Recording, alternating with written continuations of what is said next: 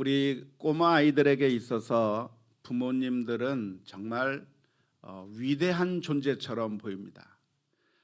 우리 꼬마 아이들이 아버지를 보고 또 어머니를 보게 되면 우리 아버지는 마치 슈퍼맨과 같고 우리 어머니는 마치 원더우먼과 같은 그런 존재로 느껴지게 됩니다.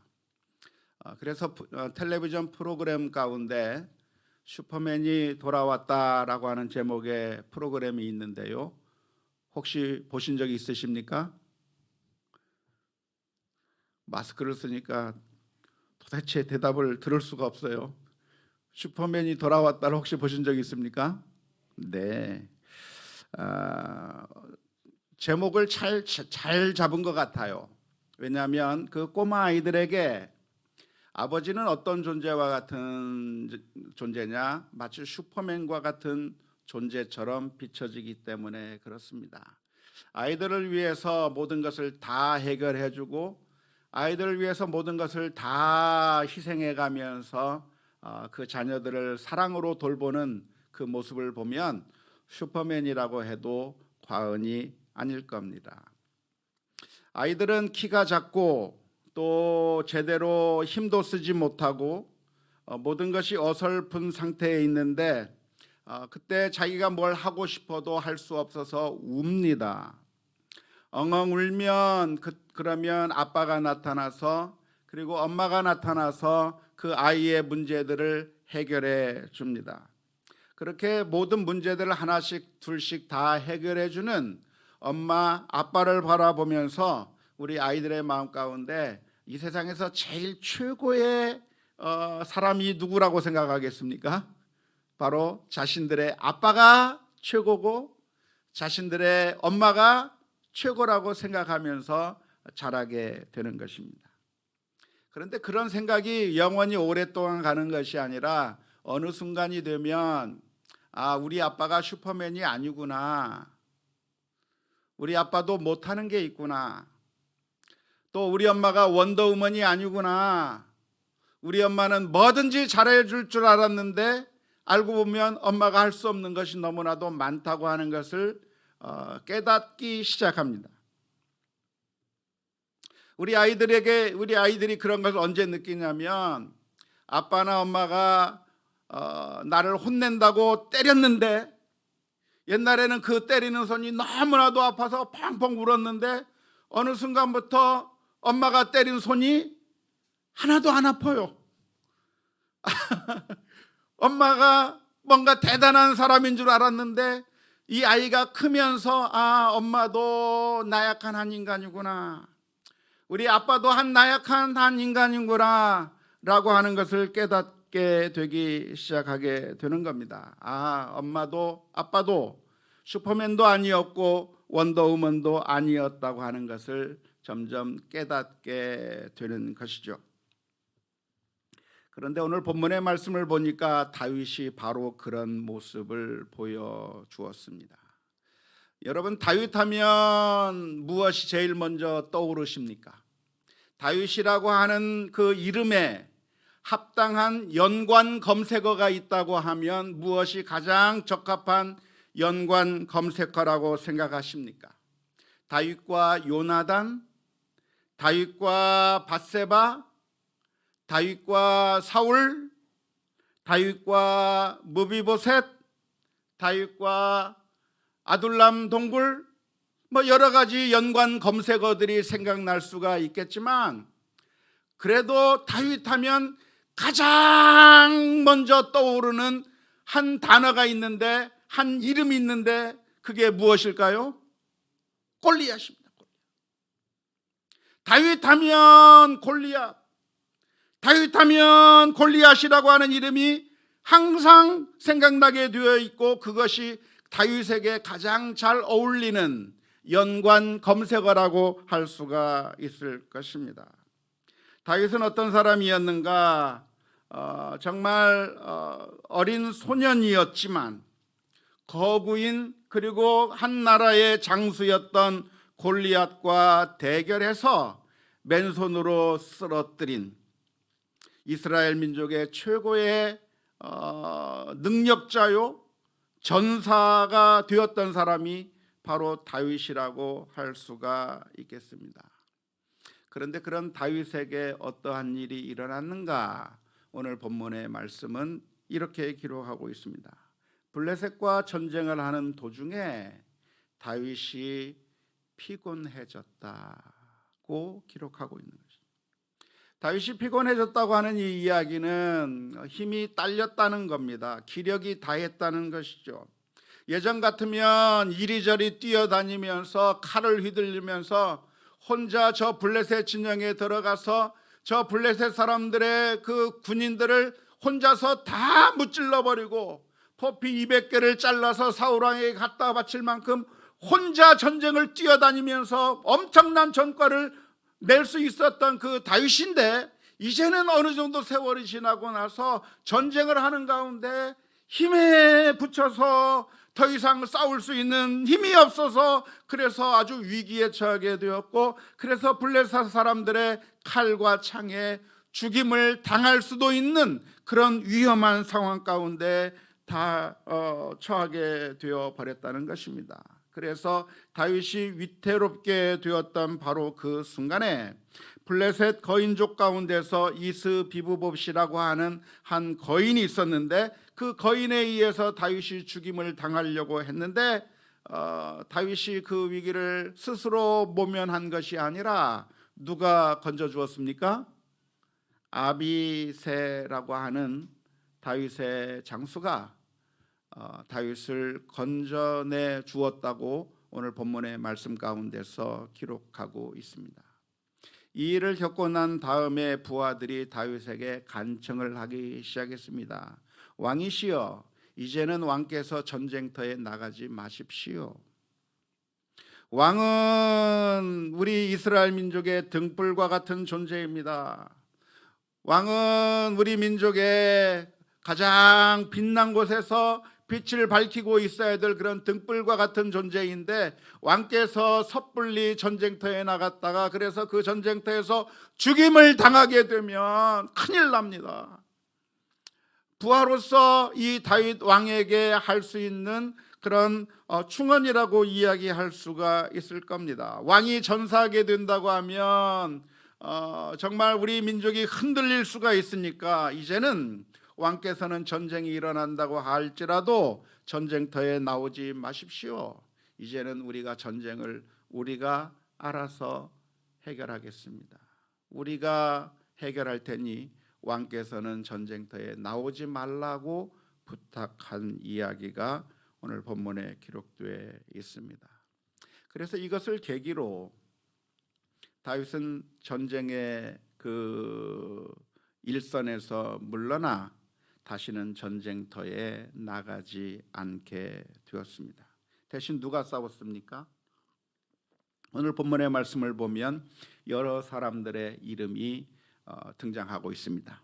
후사 사람 십부게라고 하는 사람이 블레셋 삽이라고 하는 사람을 물리쳤고, 베들레헴 사람 아레 오르김의 아들 엘하나니 골리앗의 아우 라흐미를 무찔렀고, 다윗의 형 삼마의 아들 요나단이 육손 그리고 6개의 발가락을 가지고 있어서 총 24개의 손발가락이 있는 그런 거인을 무찔러서 이런 다윗이 이제는 더 이상 전쟁을 하지 않지만 다윗 대신에 다른 장수들이 나타나서 그 전쟁에서 이기게 되었다고 하는 이야기가 오늘 본문의 말씀 가운데 기록되어 있습니다. 예전 같으면 다윗이 앞장서서 그 전쟁을 이겼지만 이제는 다윗을 통해서가 아니라 다른 사람들을 통해서 전쟁을 이기게 되었다고 하는 것입니다. 그래서 오늘 우리가 이 말씀을 읽으면서 던져야 될 질문이 바로 이것입니다. 다윗이 누군가라고 하는 질문입니다. 다윗이 누구냐면 위대한 전사였었습니다. 골리앗을 무찌른 위대한 장수였습니다. 하지만 이제는 더 이상 다윗이 전쟁터에서 쓸모가 없어져 버린 것입니다. 다윗이 이제 전쟁터에 가면 도움이 되는 것이 아니라 오히려 거추장거리기만 할 뿐입니다. 다윗이 가면 이제는 우리가 이겼다가 아니라 다윗이 나와봤자 더 이상 전쟁에서 아무런 힘도 능력도 쓸 수 없는 그런 신세가 되어버린 것입니다. 그것을 이 다윗이 그것을 느꼈을 때 얼마나 당황스러웠을까요? 예전에는 자기가 칼을 휘둘러서 수많은 사람들을 물리칠 수가 있었는데 이제는 자기가 전쟁에 나가서 싸울 수 없게 되었다고 하는 사실을 깨달은 이 다윗은 너무나도 무척 당황스러웠을 것이고 뒤로 물러서야 한다고 하는 사실 자체가 쉽게 받아들이기가 어려웠을 것입니다. 그런데 우리가 분명하게 기억할 것이 있다고 한다면 다윗은 결코 신이 아니었다고 하는 사실을 우리가 주목해 볼 수 있기를 바랍니다. 다윗은 누구였는가? 다윗은 정말 뛰어난 장수였기는 했지만 다윗이 하나님은 아니었던 거죠. 하나님이라면 어떻게 되겠습니까? 하나님은 변함이 없으신 하나님이에요. 어제나 오늘이나 영원토록 변함이 없으신 하나님, 그 옛날 천지를 창조하셨던 그 하나님이 오늘날에도 전능하신 하나님이시고 미래에도 전능하신 하나님으로서 하나님은 영원히 변치 않는 그런 하나님이십니다. 시간이 지난다고 해서 하나님의 능력이 짧아질 수가 없고 여호와의 팔이 짧아질 수가 없고 하나님은 하나님으로서 언제든지 동일하게 영원한 하나님이십니다. 하지만 다윗은 어떤 사람인가? 다윗은 하나님이 아니라 인간일 수밖에 없는 것이고 다윗이 한때 골리앗을 무찌르고 그리고 전쟁에서 승리하는 그런 엄청난 그런 전과를 냈지만 시간이 지나고 나이를 먹으면서 더 이상 다윗은 전쟁터에서 쓸모가 없는 한 노인이 될 수밖에 없었다고 하는 것입니다. 근데 그게 바로 인간의 모습입니다. 사람은 누군가? 사람은 영원히 변하지 않는 존재가 아닙니다. 사람은 어렸을 때부터 점점 자라기 시작해서 강건해지고 그리고 최상의 능력을 발휘할 때가 있지만 그리고 명성을 날릴 때가 있지만 그 명성이 영원히 끝까지 계속 가는 것이 아니라 시간이 지나면 점점 우리의 몸이 후패해지고 우리의 몸이 연약해지고 기력이 딸리게 되고 우리의 지식이 판단력이 흐려지게 되고 눈의 시력도 흐려지기 시작하고 모든 것들이 기능들이 하나씩 둘씩 사라져 버리면서 이제는 더 이상 쇠약해져서 제대로 역할을 감당할 수밖에 없는 것이 인생인데 다윗도 그러한 점에서는 예외가 아니었다고 하는 사실입니다. 우리는 성경을 읽으면서 바로 이러한 사실에 주목해 보아야 합니다. 사무엘서를 읽으면서 우리가 주목해 보아야 할 것이 있다고 한다면 다윗이 정말 누군가라고 하는 이 점입니다. 다윗이 누구냐면 다윗은 참 골리앗을 무찔렀기 때문에 그 다윗이 골리앗을 무찌르는 그런 이야기를 보면서 참 다윗은 참 대단한 사람이구나 하면서 모든 사람들이 열광하면서 우리도 다윗같이 되려면 어떻게 하면 다윗같이 될 수 있을까?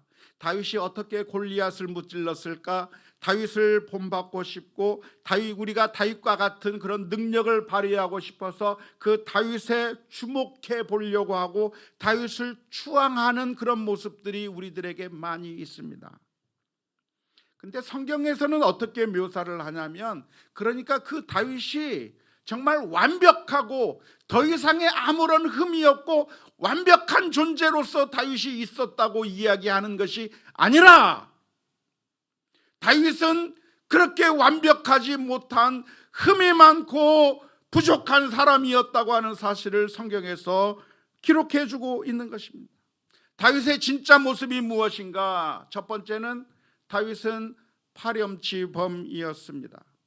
우리가 지난 시간에 우리가 사무엘하 앞에서 살펴보았던 것처럼 다윗은 밧세바라고 하는 여인을 취했을 뿐만 아니라 그 남편을 죽이기 위해서 전쟁터 최전방에 내보내어 교살시켜버린 파렴치범 중에서 가장 잔인무도한 파렴치범이 바로 다윗이었습니다.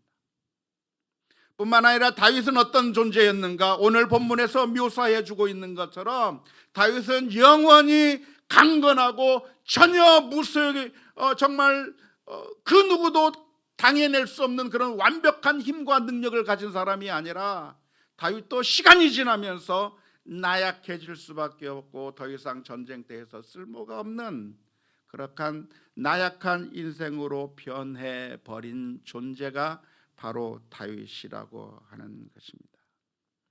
이러한 다윗이 우리의 영웅이 될 수도 있고 우리의 구세주가 될 수 있는가? 그렇지 않습니다.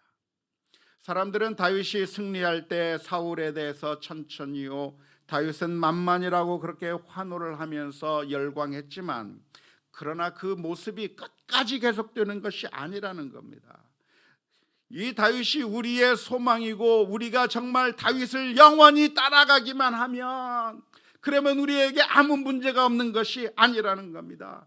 다윗이 힘이 있을 때는 우리가 다윗을 따라다니면서 그래서 다윗의 보호 아래서 안전할 수 있었고 다윗이 전쟁을 해서 그래서 그 원수들을 물리쳐주는 것에서 우리가 많은 혜택을 입을 수도 있었고 다윗이 건장할 때는 다윗을 의지할 수 있었지만 그러나 이제는 더 이상 다윗이 우리가 의지할 수 있는 사람이 아닌 모습으로 변해버렸다는 거예요. 더 이상 우리들의 구세주가 될 수가 없다고 하는 것입니다.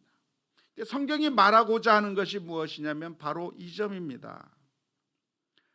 사무엘서를 통해서 우리가 놓치지 말아야 될 점이 있다고 한다면 이 다윗이라고 하는 존재를 성경에서 어떻게 묘사하고 있는가? 다윗이야말로 성인이요 하나님의 마음에 합한 사람이요 완벽하고 정말 멋있는 정말 완벽한 사람이라고 그려주고 있는 것이 아니라 놀랍게도 그 다윗의 좋은 면들도 있지만 그러나 그는 파렴치범이었을 뿐만 아니라 그리고 이제는 쇠약해져 버려서 아무런 힘도 능력도 없는 정말 나약한 한 인생이라고 하는 사실을 적나라하게 사무엘서에서 보여주고 있는 겁니다. 안타까운 것은 우리들이 이러한 성경의 메시지를 잘 바라보지 못할 때가 많습니다.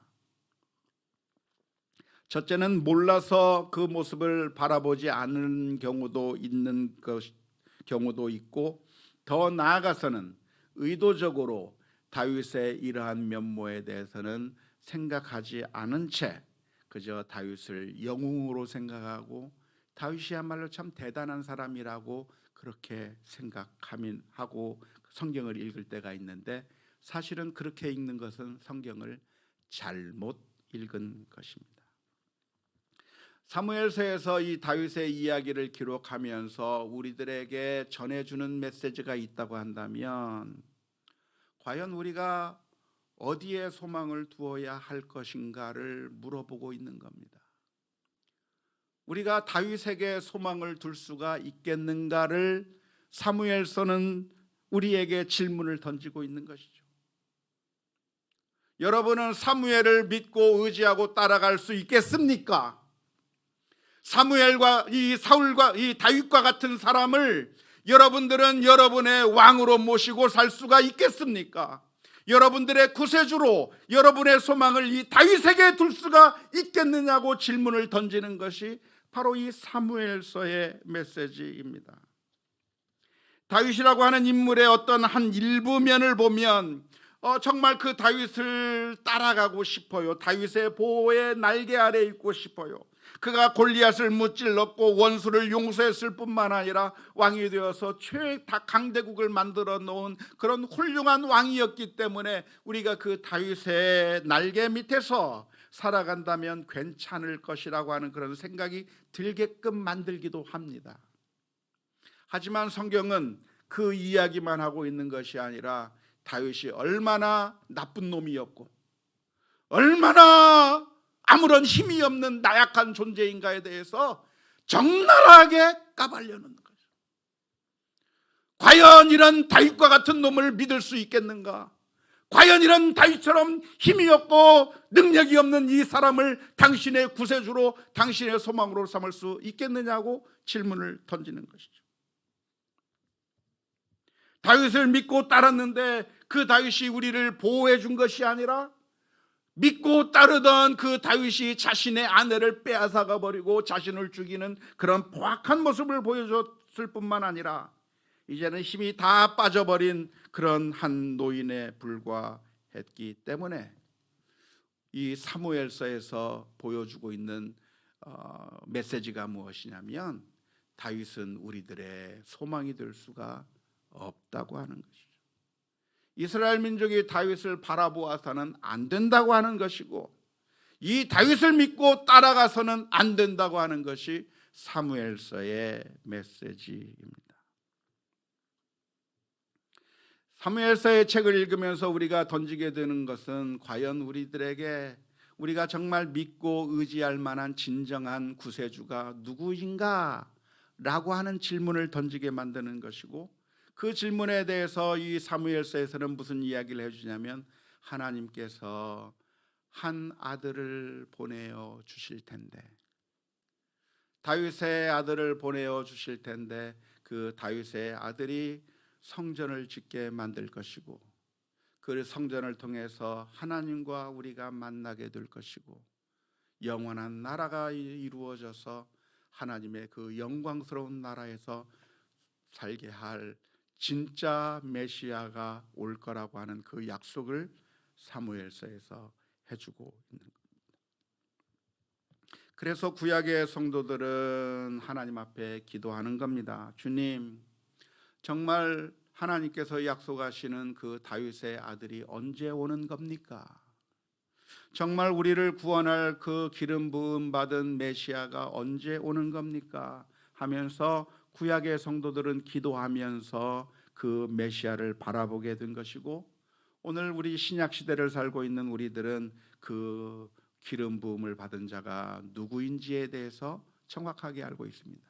누가 하나님께서 약속하신 바로 그 기름 부음 받은 자 메시아, 그분이 누구시죠? 예수님입니다. 예수님께서 우리를 위한 구세주로 오셔서 골리앗보다도 더 위협적으로 우리를 파멸시키려고 하고 있고, 우리를 종으로 삼으려고 있는 그 사탄의 권세를 물리쳐 주셨습니다. 다윗은 물맷돌로 골리앗을 쓰러뜨렸지만 예수님께서는 빈 몸으로 십자가 위에 나아가서 마치 죽는 것처럼 보였고, 그래서 완전히 끝장난 것 같았지만 예수님께서는 다시 부활하심으로 말미암아 사망의 권세를 물리치시고 저와 여러분들을 죄악의 그 포로에서부터 건져내신 참된 구세주가 바로 예수님이십니다. 뿐만 아니라 우리가 사탄과의 싸움에서 우리가 넘어지고 쓰러지려고 할 때 주님께서는 우리들에게 새 힘과 능력을 주셔서, 그래서 결국에는 승리하도록 이끌어 주시는 분이 바로 우리 주님이시고, 성령께서 우리들의 마음 가운데 함께 하셔서 결국에 우리는 이렇게 신앙생활 하다가 도중에 망가지고 파멸로 이끄는 것이 아니라 결국 우리를 구원해 주시는 하나님의 역사를 우리가 믿고 있는 줄로 믿습니다. 이게 바로 우리들의 신앙 고백이고, 우리가 초대교회 성도들은 바로 이러한 신앙 고백 때문에 그 믿음을 지키다가 목숨을 걸기까지 했는데요. 초대교회 성도들은 어떻게 신앙 고백을 했습니까? 로마 황제가 우리의 주님이 아니라 예수님이 우리 주님이다라고 하는 그런 고백을 한 거죠. 바로 이 사무엘서의 메시지를 그대로 받은 겁니다. 다윗이 왕처럼 보였지만 그 다윗이 진정으로 우리를 구원하는 메시아가 아니라 예수님이 우리를 위한 진정한 왕이시고 진정한 메시아이기 때문에 주님만이 우리의 참된 메시아요 참된 주님이시라고 하는 사실을 고백하면서 신앙생활하는 것이 초대교회 성도들의 신앙이었습니다. 안타깝게도 오늘날 우리 크리스천들은 참된 메시아가 아닌 것들에게 소망을 두다가 멸망하고 또 실망하기도 합니다.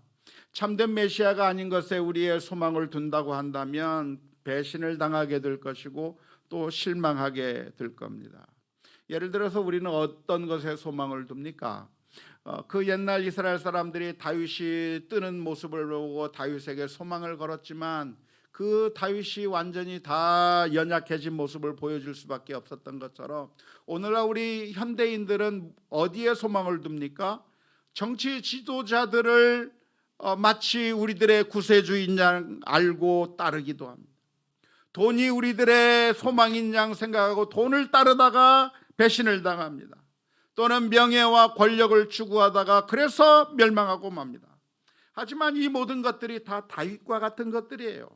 한때 힘이 있는 것처럼 보이고 우리들의 문제를 해결해 주는 것 같고 대단한 모습을 보여주는 것 같았지만 그러나 시간이 지나면서 배신해버리고 시간이 지나면서 나약해져 버렸던 그 다윗과 마찬가지로 우리가 오늘날 하나님이 아닌 주님이 아닌 그 어떤 것에 우리의 소망을 둔다고 한다면 결국 그것들은 우리를 배신하게 될 것이고 결국 우리는 실망하게 될 수밖에 없습니다. 그래서 오늘 본문의 말씀을 읽으면서 그 어떤 것에도 우리가 소망을 둘 것이 아니라 예수님만이 나의 참 소망이시고 주님만이 나의 참 주님이라고 하는 사실을 믿음으로 고백하는 우리 모두가 다 될 수 있기를 주님의 이름으로 축원합니다. 더 나아가 우리가 다윗의 모습을 보면서 우리가 이 세상에서 만나는 사람들의 모습을 보면서 우리가 너무 과도한 기대를 하지 않아야 될 것이고 이들이 쓰러지는 모습을 볼 때에 그 쓰러지는 모습을 보고 너무 충격을 받지 않았으면 좋겠어요. 많은 사람들이 정치인들에게 소망을 겁니다. 저 정치인은 나를 위해서 일해줄 거라고 생각하면서 소망을 거는데 그런데 알고 보면 나중에 배신당하는 그런 경험들을 하게 됩니다. 또 우리 성도들은 누구에게 소망을 둘 때가 있습니까? 종종 목회자에게 소망을 두는 경우도 있는데요. 그것도 역시 헛된 소망입니다. 성도님들이 목회자를 바라보면서 정말 목회자가 우리의 소망인 것처럼 생각하고 사실은 목회자는 자신이 소망이 아니라 우리 주님이 소망이라고 하는 것을 가리켜야만 하고 주님을 말해야 되는데 종종 성도님들은 주님을 바라보지 않고 목회자에게 소망을 걸거나 또한 목회자가 또한 의도적이든 아니면 무의식적이든 주님이 아닌 자신이 소망인 것처럼 그렇게 이야기하다가 결국 그 목회자가 무너져 버릴 때 도덕적으로 잘못되는 모습을 보여줄 때 뒤로 호박씨를 까고 있다든지 성적인 문제를 일으킨다든지 재정적인 문제를 일으키게 되면 그때부터 충격을 받고 그러면서 때로는 믿음을 저버리게 되는 경우가 많이 있습니다. 그런데 그것은 어리석은 일입니다. 우리의 소망은 이 세상에 그 누구에게도 소망을 두어서도 안 될 것이고 물질의 소망을 둘 것도 아니고 그 어떤 것에 우리의 소망을 둘 것이 아니라 우리의 소망은 영원히 변치 않는 어제나 오늘이나 영원토록 변치 않는 우리 주님만이 우리의 참된 소망이라고 하는 사실을 믿으면서 신앙생활을 해나갈 수 있는 우리 모두가 다 될 수 있기를 주님의 이름으로 축원합니다. 만일 우리 가운데 있는 내가 정말 의지했던 목회자가 만일 죄악을 범한다고 한다면 어떤 반응을 보여야 하겠습니까? 다윗과 같은 경우도 마찬가지입니다. 다윗과 같은 위대한 사람도 타락하고 연약해질 수밖에 없는 그 모습을 보여주었는데 그러한 만일 목회자가 그런 경우를 본다고 한다면 우리가 목회자에게 소망을 두어서는 안 될 것이고 더 나아가서 만일 그렇게 된다고 하면 어떻게 해야 될 것인가? 우리 성도들은 영적으로 회복할 수 있도록 도움을 주어야 합니다. 다윗이 밧세바와의 그런 잘못 가운데서 회개하고 다시 회복할 수 있도록 만들어 주었던 것처럼 믿음의 공동체라고 하는 것은 무엇인가? 그냥 누가 죄를 지어버리면 누가 잘못을 하면 비난해버리고 끝내버리는 것이 그것이 우리가 할 일이 아니에요.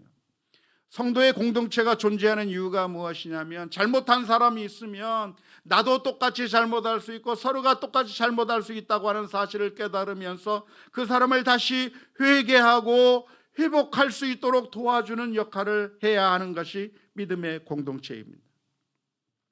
뿐만 아니라 다른 사람들이 죄를 짓는 모습을 본다고 한다면 나도 똑같은 죄를 지을 수 있는 가능성이 있다고 하는 사실을 생각하면서 나도 깨어 경성해야 하는 것입니다. 나도 같은 죄를 저질 수 있겠구나, 나도 저런 잘못을 할 수 있겠구나 생각하면서 내가 그런 똑같은 죄에 빠지지 않기 위해서 스스로를 돌아보아야 할 것입니다. 그리고 마지막으로는 우리의 참된 소망을 이 세상의 어떤 사람에게나 물질에게나 그 어떤 것에 두는 것이 아니라 오직 참된 구세주이신 예수 그리스도에게만 우리의 소망을 두는 것이 참된 우리의 믿음의 모습이라고 말할 수가 있을 줄로 믿습니다. 원하기는 우리들의 신앙생활 가운데 우리의 소망을 어디에 두면서 신앙생활을 해 오셨습니까?